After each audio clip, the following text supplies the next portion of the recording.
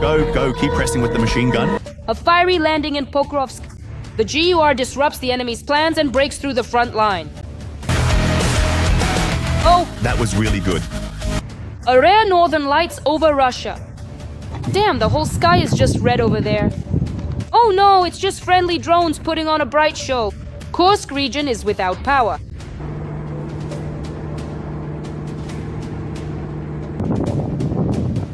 A Republican gave up the base. Could it be that Putin will finally get what he deserves? Vladimir Putin is a liar and a murderer. The future of democracy and the entire world is at risk if we do anything less than defeat Vladimir Putin. Russia is arming Venezuela with hazel trees. A new threat to the USA. The Kremlin is doing what Washington feared. It is opening a new battlefield right on America's doorstep. This is not just diplomacy, it's a geopolitical slap in the face. Trump's order is in action. The US is inspecting its nuclear arsenal. The US is planning to launch a Minuteman III intercontinental ballistic missile. The test, which will not include a nuclear warhead, is scheduled for November 5th or 6th. Ukrainian production. Missiles are already flying into Russia. We're making very good progress in the production of our missiles. Today, we are using new missiles such as Flamingo and Ruta. All this and more. More details right now on the Ukraine YouTube channel. Today, this is the topic of the day. So, last night, drones attacked a petrochemical plant in the Republic of Bashkortostan in the city of Sterlitamak. But that's far from all the bad news for the enemy. More details about what's happening on the front line coming up in our military review. A hot morning in Russia. On the night of November 4th, drones attacked a petrochemical plant in the Republic of Bashkortostan. Propaganda media report several sources of fire. Footage of the fire at the Russian Lukoil refinery, Nizhny Novgorod Nefteorg Syntez, and at the Zaporizhzhia petrochemical plant has appeared online. Moreover, they are located directly next to each other. Why are these facilities important? The Sibur petrochemical plant, among other things, produces components for explosives. Therefore, it is a legitimate military target on the territory of the occupying country for strikes by Ukrainian drones. Putin is a liar and a murderer, and the future of democracy and the entire world is at risk if the United States does anything less than achieve victory over the Kremlin dictator. This was stated by Republican Senator Tom Tillis. If you think that Ukraine is just a country across the ocean and has nothing to do with our national security, think again. It's a small world. The whole world is watching. The strength of our alliances is at stake. It seems the threat is really getting closer and closer to the United States, if only because Putin is preparing to go to war with them, for now, through Venezuela. The first deputy chairman of the State Duma Defense Committee, Alexei Zhuravlev, stated in an interview with the newspaper Gazeta.ru that Russia is supplying weapons to Venezuela and did not rule out the possibility of transferring the Oreshnik system to Caracas. The Russian Federation is trying to weaken the region through Venezuela. The influence of the United States in this region. Let me remind you, Venezuela is one of the largest players in the oil market. That is why there is such attention from the Russian Federation, and it is not by chance. The U.S. will conduct tests of an intercontinental ballistic missile following Donald Trump's order to begin nuclear tests. The conduct of these nuclear tests is, first and foremost, both a political and military signal from the United States to the Russian Federation. Let me remind you, the United States possesses the largest nuclear arsenal. It is the leading nuclear power. And it should be noted that it is no coincidence that in parallel with President Trump's statements about resuming nuclear tests, he also gave the order to redeploy nuclear submarines directly to the shores of the Russian Federation. Let me remind you, the United States has 71 nuclear submarines, while the occupying country has only 13. While the world talks about war, Ukraine is fighting for its independence. In this footage, Ukrainian soldiers are driving the enemy out of Pokrovsk. By decision of the commander of the Ukrainian ground forces, Syrsky, special units from the main intelligence directorate of the Ministry of Defense of Ukraine, the Security Service of Ukraine, and accordingly special operations forces have been deployed to the Pokrovsk direction. This special unit has the objective to unblock the logistics of Ukraine's defense forces and to destroy small assault groups of Russian flanking units. And here is footage of the airborne landing and combat operations of GOR fighters in the same Pokrovsk area. It is reported that the operation by Ukrainian intelligence officers in a certain area is ongoing. Military analyst Denis Popovich is joining our broadcast. Denis, hello. I'm very glad to see you. Thank you for finding the time. Good evening. Thank you. Look, the news from the past few weeks or even months is like a song. Every day strictly on schedule. Here's one of the latest. Last night, drones attacked a petrochemical plant in Bashkortostan, in the distant city of Sterlitamak. UAVs attacked the Lukoil oil refinery, this time in Kstovo, Nizhny Novgorod region. People are now asking a simple question: what made this possible? Has our drone program advanced and evolved so much, or is this somehow connected to the news from the UK, which unexpectedly supplied us with Storm Shadow missiles? The Storm Shadow has a range of 300 kilometers. And we're talking about Bashkiria. That's much farther away, yes. Sterlitamak is definitely farther. Much farther, in fact. Storm Shadow, and I also want to point out that when we launch air-launched missiles, we don't do it by flying right over the Russian border. Because in that case, there's a risk that the bombers could be shot down. Launches are carried out from launch positions that are located a bit deeper within the territory. We also have to reduce a bit the distance these missiles travel over Russian Federation territory. That's why it's not the longest range weapon, even though it's powerful. We're talking about the evolution of our precision strikes, our drones, which we are now actively using to target both Russian oil infrastructure, and more recently we've started focusing heavily on their distribution transformers, which are responsible for the distribution of electricity across the territory of the Russian Federation, and not only there. And the same kind of firepower is being used on the occupied territories as well. So this is already our achievement, our means of striking, our long arm. And Ukrainian missiles, have you seen them being used, even if only occasionally, in the past few weeks? Because so far, all we've seen are promises to scale up their production. Well, so far, all we see are promises to scale up their production. I'll repeat your words. Let's wait for further developments and continue to analyze. So far, it's mostly just talk. Mostly just talk for now. Honestly, I think we'll only see the real effect when the missiles actually hit. Because some of the attacks are still more like targeted strikes, both on oil refineries and energy facilities. Although sometimes there are also very large hits. What can we say about the performance of Russian air defense? Can we say that it is overloaded and as of today doesn't know what to protect first? Because sometimes Ukraine strikes oil refineries.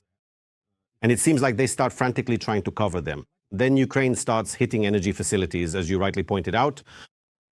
And by the way, today I was following the news from TWAPS. Local social media groups and eyewitnesses, Russians, wrote that all the strikes hit exactly on target, and in their opinion, the air defense barely worked at all. A very interesting observation.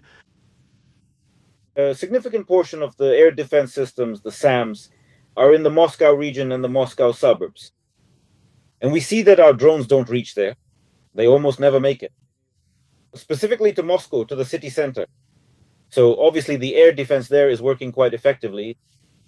And there, it's a layered defense system protecting the Russian capital. That's why, to break through it, you clearly need to carry out combined massive strikes.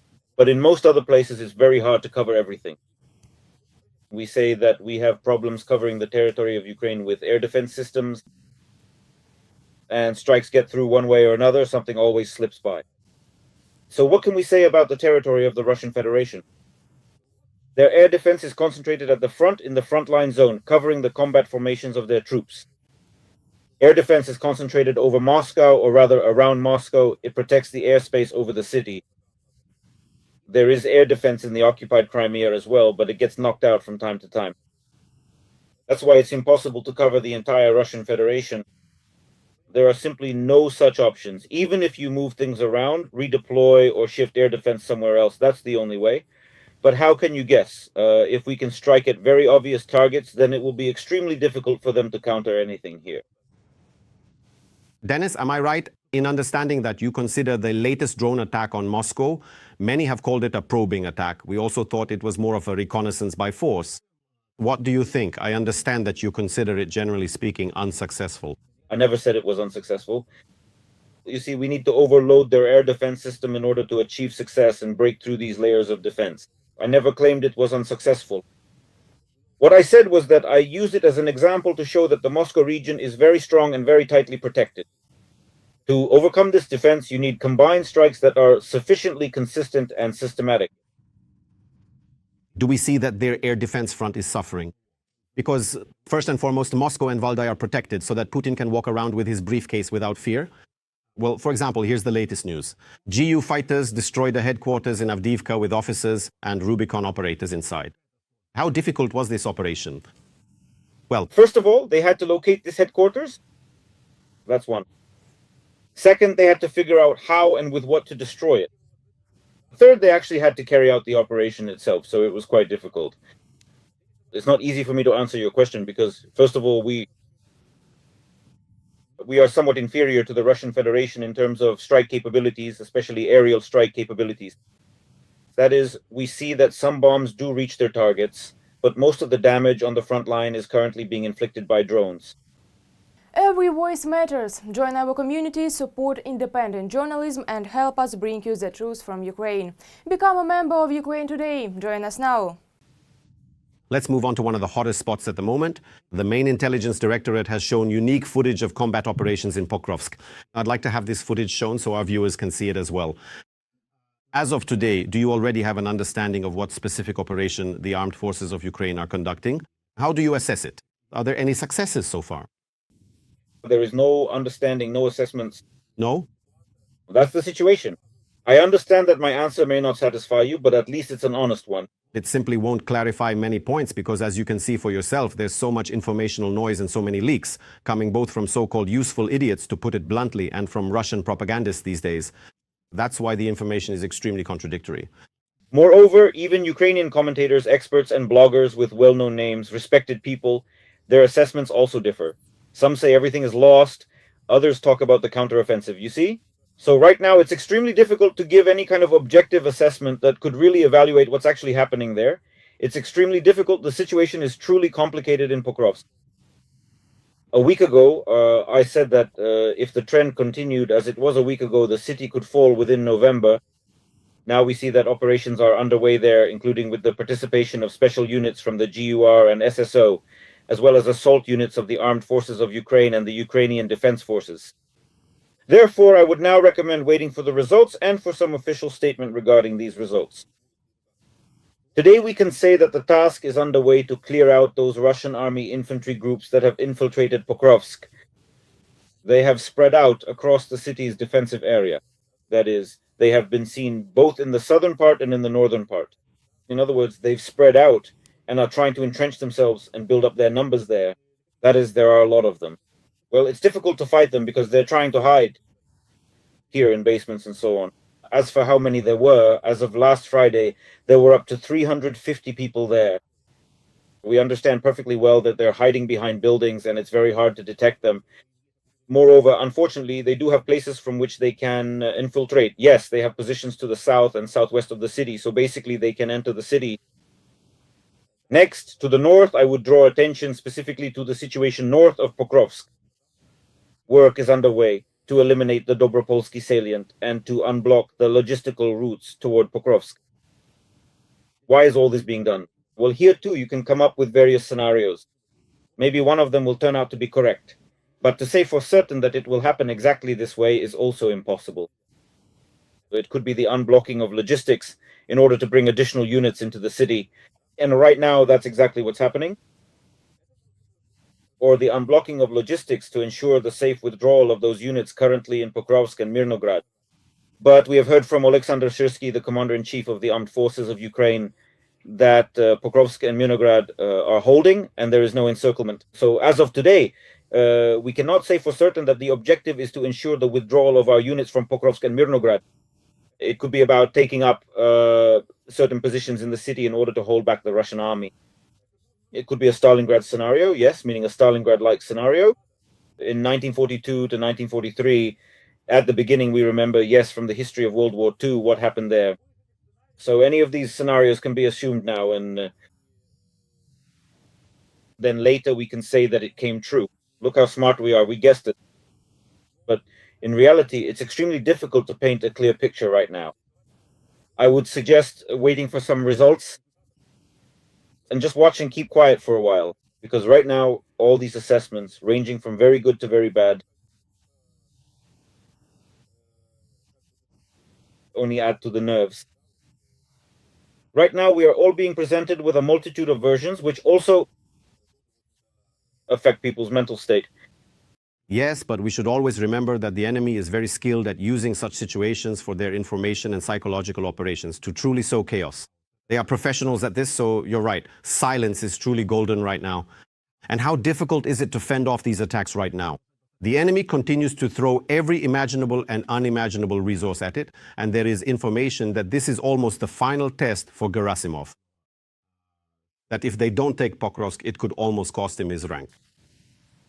It would be a shame to lose such a good person, someone who keeps drawing encirclements where there are none. But we know, or at least we've heard, that people have already paid with their positions, like the commander of the 51st Army, which was leading the offensive on Dobropilya. And by the way, that's another indicator that it's still too early to make any final judgments about the battle for Pokrovsk and its outcome. If everything were going well there, they wouldn't be changing commanders. We understand that perfectly. So this personnel decision is clearly driven by some kind of failure. As for Gerasimov's fate, it's hard to predict. I wouldn't be surprised if he ends up staying, even if the story with Pokrovsk turns out to be a failure for the Russian Federation. But in any case, the offensive they planned for this spring, summer, and fall, even if Pokrovsk is lost, still can't be considered a success for the Russian Federation, because they haven't accomplished all the objectives they set for themselves. And it wasn't just Pokrovsk and Mirnograd, there was also Konstantinovka, the buffer zone in the Sumy region, and the advance toward the extravern communist agglomeration. Yes, none of that has been accomplished. But you see, well, for them, this was probably the last chance to find out who the whales are at lunch this year. In general, their offensive has failed. Their territorial gains compared to the losses they suffered for the sake of those gains are frankly quite negligible. All right, so what are we seeing in southern Ukraine? Dennis, there is information that the Ukrainian flag has been raised. Guar fighters have taken control of islands in the Zaporizhzhia region. And for the first time, military activity has been observed in the area of Kakhovka, in the place where the reservoir used to be, in those floodplains that are now dried out. Well, in the Zaporizhzhia region in particular, I've heard assessments. Active duty soldiers who are on the front lines there might disagree with me, they might not share my view, but I've heard such assessments as low intensity fighting, especially compared to what's happening now in Pokrovsk, for example. That is, the enemy is trying to advance there to improve their tactical position, yes, but this direction is not their main focus. And we can see that there are successes on our side as well, which is, in general, also a very big plus. That is, they are still trying to simply keep the Ukrainian armed forces on alert so that we are forced to spread our attention toward the direction of Holaipol. There are dangerous areas, yes, meaning that the enemy has, in fact, been advancing there throughout September and October. But again, once more, their main focus of effort right now is on Pokrovsk. Understood. Well, let's finish with Crimea, because there have also been many incidents there, just like on the territory of the Russian Federation. What have we achieved? What tactical successes have we had with air attacks on the peninsula over the past, roughly speaking, few months? Well, it's hardly accurate to call these successes tactical, since we're not advancing toward Crimea. But what about the flights of unidentified flying objects into the territory of the Rostov region and so on? Well, for the sake of these flights of unidentified flying objects, for the sake of destroying ground targets in Crimea, we're knocking out their air defenses. I keep repeating this. When we see reports about the destruction of certain missile systems, some air defense systems, radar stations, we expect strikes on the ground. We understand perfectly well that air defense is what protects the sky. If you remove one of these segments, a gap forms, and until it's plugged, again, coming back to the capabilities of the Russian Federation regarding why they have gaps, try to find and replace a destroyed surface-to-air missile system wherever it was stationed. It wasn't stationed there for nothing. It was covering something in that area. So while you're replacing it, there's a chance to, as they say, deliver the mail to those territories. Well, we hope that there will be even more gaps. You know, the only thing you regret is that Ukraine only started to fully launch this boomerang of war back after 3.5 years of fighting. And in this, there is, in general, the blame also lies with our partners who for a very long time kept tying our hands first on one issue, then on another. Well, as they say, better late than never. Thank you so much for taking the time, for sharing your analysis. Military analyst Denis Popovich was the guest of today's program. Thank you all for your attention and see you next time.